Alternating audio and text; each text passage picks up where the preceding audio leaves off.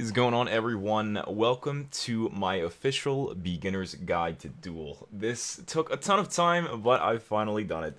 I put together a guide of all the most useful information in Duel when it comes to just learning it, or even at a higher level, just habits and stuff like that most people don't do.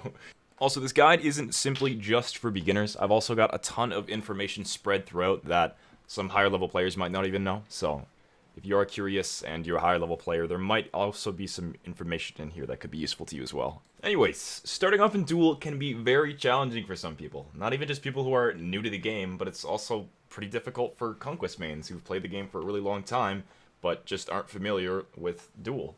Of course, I'm not saying it's more difficult than Conquest by any means, but the meta, the mechanical play, map awareness, and things like that are just, they're a whole different ball game compared to the other modes. It's a one-on-one battle, and pretty much every single piece of knowledge is used effectively and differently than the other modes. Baiting, mentalities, farming, all of these things can be a lot to take on as a new Duel player. I'll be giving you guys a brief guide on all the things you need to know when starting out in Duel. I'm going to be going over broad topics. A lot of this information I tried to piece together in sort of an organized format. Some little tips and tricks and bits of information will be thrown into certain topics, just because they're relevant to the current topic. So be aware, if you do decide to skip to a point in this guide, you may miss some important information I threw into the topic. So keep that in mind if you do decide to skip ahead. But if you want to, by all means, you can go ahead and skip to any point of the video. I have a list of the timestamps based on the topics, where I'll be going over a bunch of information based on the topic and things that are relevant to it. Anyways, let's get started on the official beginner's guide to Duel. So we'll start off at the bare bones of the game mode, and probably one of the most important things of any game mode, and that is your pick. So in starting off the pick, before you go into Duel, assuming you've never played it before, you need to pick your comfort picks and your semi-comfort picks, in my opinion. Now, most people in this game who have never really played Duel usually say something like, "Ooh, just pick Baka, or pick Hebo, and just cheese, or pick a better god than your opponent." That's all you need to do. That's all Duel is. Now, they're not completely wrong, but I want you to look at this from a certain perspective. Yes, you can pick a broken character every single time you play. You can skip your bans, you can camp your tower, and you can learn literally nothing and get yourself to Masters.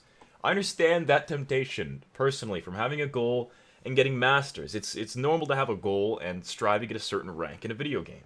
It's the point of ranked. But if you actually want to improve and learn something from your experience, you can't keep doing that forever. For example, in Season 2, I had no idea how most items literally even worked. I would spam hell and build item for item the exact same build every single time. I had no idea what percentage pen even did. That's how bad it was. But guess what? I still got Masters. I was not that great at the game, but I still got Masters. You know what started to happen the moment I didn't play cheese picks in my rank? I would get just destroyed. I had no idea what I was doing. I might have been a Masters ranked player, but I wasn't a Masters level player. And unfortunately, that's the case for a lot of Masters and GM players nowadays. It's mostly just a grind and a race to see who can cheese the most for the top ranks. But anyways, just don't do what I did. Don't skip the learning process and screw yourself into a rank you're not supposed to be in. Take the high road to Masters. Walk uphill and learn from the path and benefit from your journey to a high level player. Don't take the low road. It may seem easier and more tempting, but you're not going to improve from walking downhill down the same path every single time. It's not even it's boring. Like it's not boring, cause like people will see like that they won. Like no matter how cheesy it is, they'll still feel good about it. You have to emphasize that it's like if you play the game mode to get better mechanically, it'll be better in the long run. Cause like even though you get like a shit rank that's split, you're improving overall as a player. So eventually you'll get to a split where it's like you don't have to cheese or anything.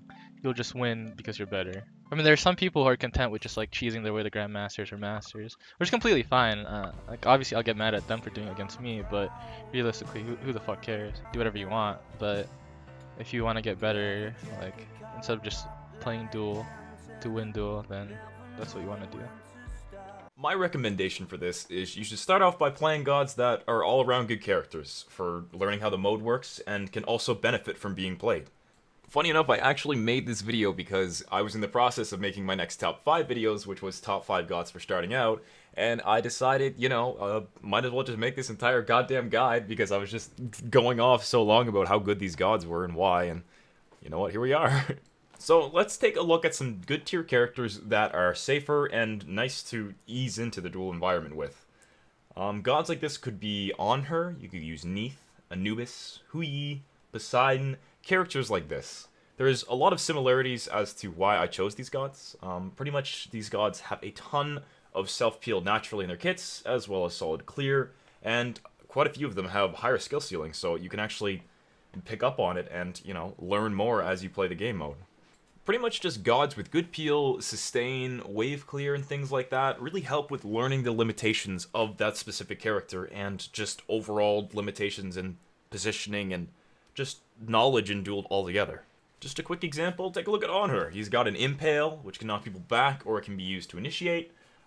He has a slow with his 1, he can jump, which is also a knock-up, and he also has CC immunity in his ultimate. Characters like this overall make the learning process just a little more smooth and easy to ease into. Also, you really shouldn't rely on picking one god, by the way. These are gods that just aren't always banned and are good for understanding how things work. Instead of just relying on, the one-trick pony method of learning the mode, there's also something that I started doing that I found worked very well. I suggest you start with some comfort picks if you are newer to the duel scene. If you're more experienced, you don't really have to follow this, and you can just pick what you like and you're used to playing. Main gods, things like that. So let's talk about these picks. In all honesty, you should pick between the 2 to 4, maybe 5 gods that you enjoy playing. You want 1 or 2 comfort picks that are, higher tier, and a few that aren't as high but still, decently high tier in the meta. Here's a look at my tier list. For an example of a lineup that you could use would be, for example, Ullr could be your go-to if he isn't banned. Onher or Erlong could be your higher tier gods if you want to play when Ullr is banned. And let's say you're a Pocket Osiris main, and you could pick him as your lower tier comfort pick. A formula you could follow for comfort picks could be 1 to 2 gods from S+ to S, and 1 to 2 gods from maybe A+ to S-. It's more up to you than anything. I don't really suggest trying out lower gods than A+, though, if you're trying to learn, especially if you're newer and not used to all the gods. A god pool of comfort picks can really help you learn as you go along, rather than, just being confused at the limitations of a new character you're trying out, just because they're a higher tier. Learning the ins and out of your comfort picks can really help you get better at understanding the game mode, and help you improve as you go, learning the capabilities of your enemy's gods, as well as improving your knowledge of your own. After you've discovered your comfort picks and, you're comfortable with them, you could easily expand your god pool and try out different gods, and, just fall back to your comfort picks when you need to. This actually factors into the next topic of this section of the guide. Understanding your matchup and knowing the enemy god. A big part of Duel is knowledge of your enemy's capabilities. If you don't understand what gods do what, you're gonna struggle a lot in Duel. This is a one-on-one game mode, where every ounce of a god's kit is put into full use. If you don't understand what a certain ability does, or how a certain important passive works, it's going to be a struggle for you. There are a few things you could do to improve this. Obviously, just play the game a little more, maybe play more casuals, play characters you aren't as familiar with, read up on them, just things like that. Comfort picks also actually help with this, because when you can't completely understand how the enemy character works, having a character you're familiar with, and you can rely on falling back and playing well with from experience, it helps with dealing with that. But it will only get you so far. This is where mentality comes in. Mentality is a very strong thing in Duel, and it also relates to this topic. Having an understanding of what happened in the engagement and learning a god's kit from when you die or play certain engagements is very important. This is something I want to mention earlier in the guide because I feel like newer players definitely need to go into Duel with this sort of thing in their mindset. So what I like to call this is the learn as you go mentality. There's tons of ways to look at video games as you play them. A common one is sort of the Prince Charming mentality, which is what I like to call it. Most people have this in Conquest, this sort of, there was nothing I could do, and it's literally all my teammates' fault, which is sometimes the case. But this is 1v1. Don't be stupidly angry about how unfair a certain matchup is. I know we all have those matchups, or certain games where it feels like there's literally absolutely nothing we could do. And we did everything we possibly could have in that engagement. I used to think that exact same way. But as I improved in the game, I started to realize it's a hell of a lot more beneficial to stop after a death, or even just an engagement, and just ask yourself what went wrong, or what you did right in that situation. It's something I do all the time with my commentary. Even if I lose an engagement, I like to talk about why I lost it, and what I should have done to improve my odds of winning it. I understand sometimes, it's not even fair. Like, if you're in Ares against the Hebo, it happens. It's frustrating. But in the long run, even with impossible odds of winning, keeping yourself in the mindset of constantly analyzing and learning from loss will help you exponentially. It's a lot easier in Duel than it is in Conquest, obviously, because, you're only relying on yourself. Even if you think you played that to literal perfection, think about this. Let's say you're in a fair matchup ADC versus ADC and your opponent beats you. Think about a number of things. What did your opponent do better than you? What could you have done to improve? Even little things, such as missing a single auto attack in the engagement, or just an ability, or mistiming a passive. As long as you at least recognize what went wrong or what went right in a fight, you will improve. Naturally, you'll start using this information that you learned from paying attention to what went wrong in previous engagements. You can even apply this to when you're watching my videos. You could put yourself in my shoes and think, what could I have done better in this situation that he did? That's actually what I started doing. Before I started doing YouTube, I used to watch YouTubers and think like that and put myself in their shoes and think, what could I have done, or why did he do this a certain way? Like, what did he do right? What did he do wrong? Etc. So yeah, it's a hard thing to do, I know, but it's one of the best things I ever started doing. I started doing it, funny enough, because I was bad at commentary and, just talked about what I was doing and why, and in doing so, I actually started paying attention, even when I was playing off camera, and it's one of the best habits I've ever started doing. So the next topic we're going to cover is banning.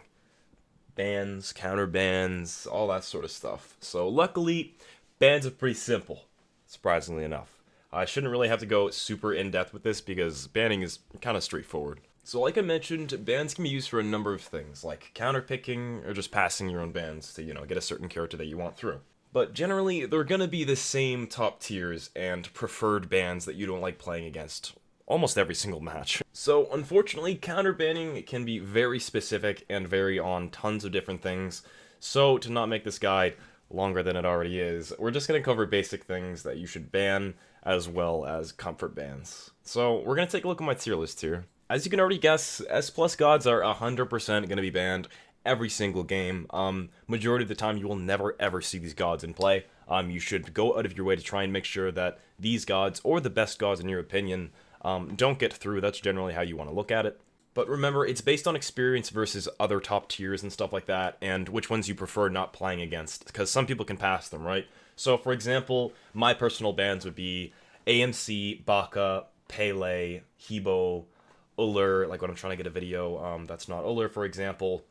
I try to make sure that the gods I really don't want to play against, I will ban first, because if there's a chance that they're going to ban other top tiers, or not ban them, just to get a certain god through, I 100% do not want to play against AMC or Baka, for example, so I'll always ban them, right? So always ban the gods that you're not comfortable with, or not really good at playing against first, prioritize that, and this sort of transitions into the comfort pick sort of bans. What I consider a comfort ban would be pretty much anything below S+. Normally, if all of these characters are banned, and the ones that you're uncomfortable with playing against are banned, and you have an extra ban, these would be preferred gods that you really dislike playing against. For example, Kali could be one, although I don't find her as intimidating anymore, or her or Freya, so I don't ban them as much. Now, I normally would go out of my way to ban a character that I find super annoying to play against. You could ban Kronos, I personally ban Vulcan, and Vamana. I just really hate playing against those characters, so I would consider those a comfort ban. So pretty much you're just going to want to ban out the top tiers of the meta. Remember, this tier list could completely change in the future, so make sure to keep up to date with that if you're watching in the future. But normally you're going to want to stick to the meta, make sure you're banning what you need to ban, pay attention to it, and then rely on your comfort bans that you don't want to play against. And that's pretty much it.